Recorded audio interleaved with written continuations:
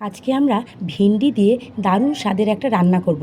তার জন্য 250 গ্রাম মতো ভেন্ডিকে এইভাবে ছোটো ছোটো পিস করে কেটে নিয়েছি এবং সঙ্গে 1.5 কাপ মতো মুসুরির ডাল আমরা ভিজিয়ে রেখেছিলাম।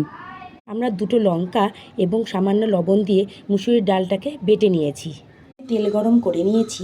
এবার আমরা এই ছোটো ছোটো পিস করা ভেন্ডিগুলোকে ভালো করে নুন হলুদ দিয়ে ভেজে নেব। এর মধ্যে সামান্য লবণ এবং হলুদ দিয়ে ভালো করে নেড়ে চেড়ে এটাকে ভেজে নেব। ভেন্ডিটা ভাজা হয়ে গেছে এবং এটা একটা বাটিতে আমরা তুলে নিয়েছি। কড়াইয়ে আবার তেল গরম বসিয়ে দিয়েছি এবং এর মধ্যে একে একে পেঁয়াজ এবং কুচনো কাঁচা লঙ্কা দিয়ে ভালো করে ভেজে নিতে হবে। এরপর এর মধ্যে সামান্য গ্রেট করা আদা দিয়ে ভালো করে নেড়ে চেড়ে মিশিয়ে নিতে হবে। তারপরে এর মধ্যে এই বেটে রাখা ডালটা দিয়ে দিতে হবে।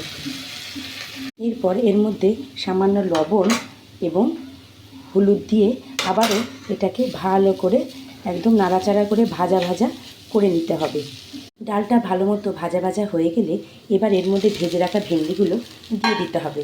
দিয়ে আবারও ভালো করে এর সঙ্গে মিশিয়ে নাড়াচাড়া করতে হবে খানিকক্ষণ।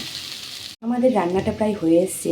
এবার সবশেষে সামান্য একটু চিনি ছড়িয়ে দেব এবং এটাকে আবারও নেড়ে চেড়ে আঁচ কমিয়ে ঢাকা দিয়ে রেখে দেব যাতে এটা ভালো করে মিশে যায়।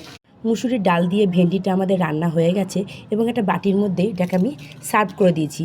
দেখতেই পাচ্ছেন কতটা সুন্দর হয়েছে দেখতে। এই রান্নাটার নাম দিয়েছি আমি ভেন্ডির ডালমুট। কেমন লাগলো রান্নাটা আমাকে কমেন্ট করে জানাবেন।